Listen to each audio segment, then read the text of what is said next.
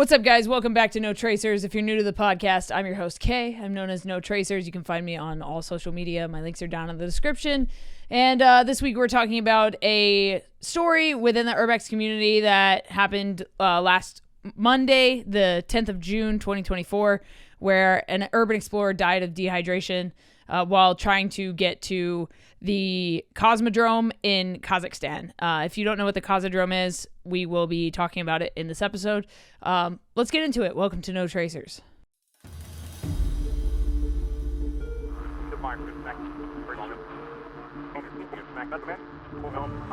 If you've been wondering what goes on behind the closed doors of abandoned places, if you want to know the stories of the people who explore the rot and decay, well, this is the podcast you've been looking for. I'd like to welcome you to No Tracers. So normally I'm not on camera when I do podcasts because it's usually audio only, but I wanted to kind of upload this episode as a video podcast on my YouTube channel, No Tracers Urbex, as well as on all podcasting platforms. So if you are only listening, you can go subscribe to the YouTube channel. Thank you guys for 1,000 subscribers. Appreciate that. But yeah, let's go ahead and talk about this situation, about what happened. So this has been talked about all over social media in the Urbex community. And the reason I'm talking about it is, one, to kind of bring light to the situation and talk about it a little bit more, the circumstances surrounding this, as well as kind of just talk about the Urbex community's response to this as a whole. So first of all, I want to start off by saying, like, this community, I love it, but it's also very toxic and the people are kind of shitty, if I'm being completely frank. I've had my fair share of, dealing with assholes on the internet. I've been online since YouTube was created. So I mean, 14, 15 years of, reading horrible comments and, I'm used to that kind of thing. But when people are talking shit about somebody that died while exploring, I think that crosses a major line of like moral ethics, and like it just kind of shows who people really are. Like, people don't really give a shit. People are just kind of heartless, especially in this community, and it kind of sucks. I get that we're all like misfits, and a lot of us are dealing with our own personal things, and that's kind of what draws us into this hobby and passion, but I still think we need to see things with humanity and moral ethics. But yeah, let me go ahead and get into the situation. If you are unaware of what happened, I'm going to give you a kind of a rundown and say it with the caveat that we only know what is being spoken about in the news, unless we actually speak to some of his comrades that were with him, who I do know, but I'm not trying to like exploit people for this story. Like, if they want to come talk on No Tracers, sick, but I'm not going to like reach out to people and be like, yo, your friend died, like, come talk to me about it. Like, that doesn't seem right to me. Their friend just died. So like, I want to, like, they should be able to mourn their friend and kind of do that. But I do think that it's important to highlight this story, which is why I'm doing so on this episode. So if you don't know where the Baikonur Cosmodrome is, it is in Kazakhstan, and it's where Russia kind of launches their rockets into space. So there is a facility, a warehouse, where they keep the old Russian space shuttle, and you can go there. I know several people that have made the journey through this to this place. So in order to get to the Cosmodrome, and I'm not like telling you how to go, I'm just explaining to you how difficult it is to get there. And there are other podcasts that have interviewed people that have been to the Cosmodrome, so definitely like go check those out. I'll link a couple podcasts down below if you want to hear some more inside stories, and I'll drop a couple YouTube videos below if you guys also want to check those out. The footage is insane. The place looks amazing. I would love to go there, but it's just, for me at this time, not worth it, because getting caught overseas while exploring is like a whole other thing, and to be put into like a Russian prison just sounds like a nightmare to me. So not really my jam. But it is definitely high on the bucket list for me. So the Cosmodrome is rented by Russia. It's in a restricted area, obviously guarded closely by Russia's Ministry of Internal Affairs. There are tours that you can take here, so you can go there legally. There are legal ways to go check it out. I don't know if you can go in the actual facility where the Russian space shuttle is stored, But you can at least go to the area. You can go see rocket launches in Russia if that's your jam. I like to watch SpaceX launches in Texas. I've captured several of them now. We just captured the IFT-4 launch. So this is kind of an interesting tie into like multiple passions for me as far as like space exploration and urban exploring goes, which is another reason I wanted to talk about this. So imagine you trespassed onto like NASA's facility, like land. Like, of course you're going to get arrested. That is federal property. NASA is, because it's controlled by the government. If you were to trespass onto SpaceX property, it's a little bit harder because one, it's heavily guarded, and two, you can damn near walk up to the launch pad. I mean, their property line is like 500 yards away from the actual rocket, the Starship rockets. I'm talking about down in Texas.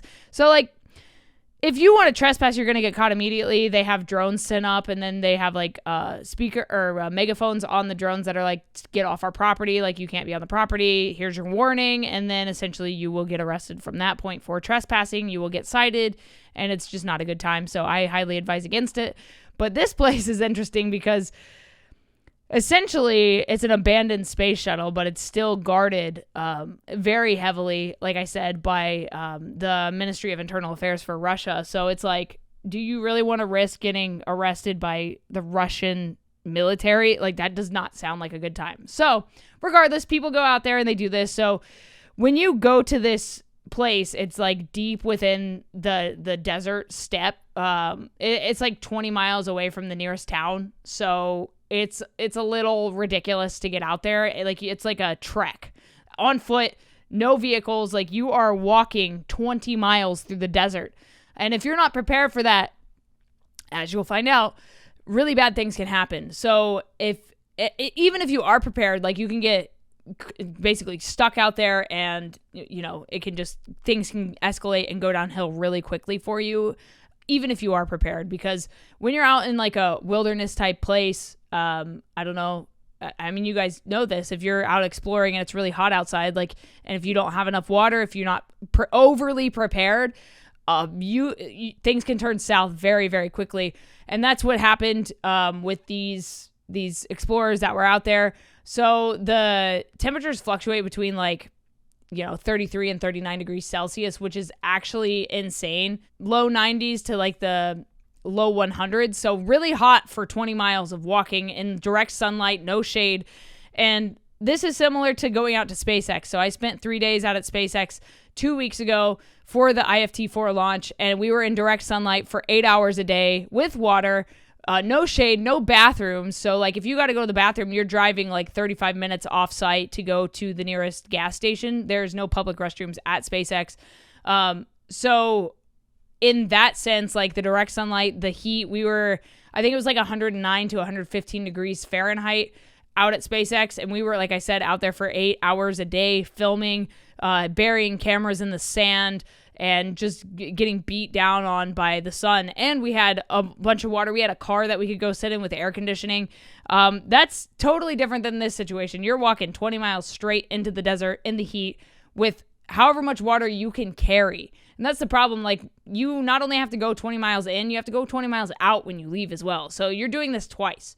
So basically what happened was that there was this group of people, and one of them became super sick, and probably couldn't continue on. So his friend, who was a Frenchman, continued onto the Russian Cosmodrome because he didn't know where else to go for help. So he approached one of the security guards at the Cosmodrome, or near the Cosmodrome, in Baikonur at a checkpoint. And his friend ended up dying before they could get help to him, which is super fucked up and very unfortunate that happened. Like, I can't imagine you just die from heat, from exposure. You just died from exposure.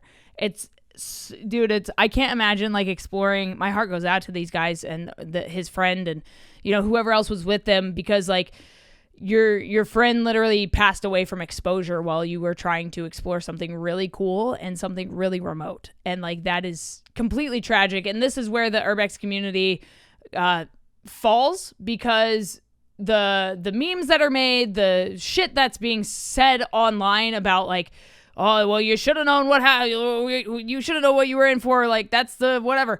Yeah, but you don't go out exploring expecting to die or to lose your friend. You know, that's where, like, have some fucking empathy. And that's where the Urbex community for me, like, leaves a really bad taste in my mouth. Like, I love exploring abandoned places, and, you know, that's kind of why another reason I've been kind of like off social media as far as like the urban exploring side goes. Like, I don't really I've never really interacted with people online other than to say like cool photo or, hey, I would love to hear your stories on my podcast. Like, I love the storytelling element of this and hearing about the things that, you know, go on in this community. Like, I kind of want to stay away from the drama and shit. Like, I've fed into the drama. I've had some of the drama shit on my podcast. It's just not my jam. So I'm trying to like back away from that and just strictly go for the storytelling and that kind of thing because of the way people treat each other in this community. Like, I use that term very loosely because the community is supposed to bring people together, and we don't really do that here. So I guess I'll just have to keep you guys updated on this story if there is more to it. The news is saying, like, it's unclear what these people were doing prior to this fatal incident. Like, they were trying to get to a place. I would imagine that's what they were trying to do. It's not like they were fucking around in the desert. You know, they were clearly trying to get to the Cosmodrome to see the abandoned space shuttle that is stored in one of the facilities that we have all seen. We've all seen photos. We've all seen videos of it. There have been a bunch of people that have explored this place and taken photos and, you know, either gotten away with it or gotten caught and then had to pay fines and then released. And the Frenchman that approached the military or the checkpoint, he was apprehended after they obviously went and got his friend who passed away. They apprehended him, which, like, that's traumatic. Like, your friend just died and now you're arrested, but you also knew what you were doing. Like, you know, you were going to a place to trespass, so you had to explain what you were doing there. So of course they apprehended you for questioning and that kind of thing. And they ended up, I think, fining him and letting him go. But again, like, I don't necessarily want to, like, reach out and be like, hey, like, I have a podcast, let's talk about your friend died. Like, that's fucked up. Of course we all want to know the outcome of this, and it seems pretty clear that, you know, this is kind of the end of the story. But if there is anything else, I will update you guys if you're interested in that. Hopefully this wasn't like too insensitive to talk about. I just feel like it's important that we do talk about and share these stories to kind of let people know that this is, like, just kind of reiterate that this is a dangerous thing that we do. Like, we risk our lives every time we go, our lives and our safety every time we go exploring, no matter if it is 20 miles into a Russian military base where they launch rockets, or whether it's a house down the road where somebody might still be living in that house with a gun. Like, you just don't know.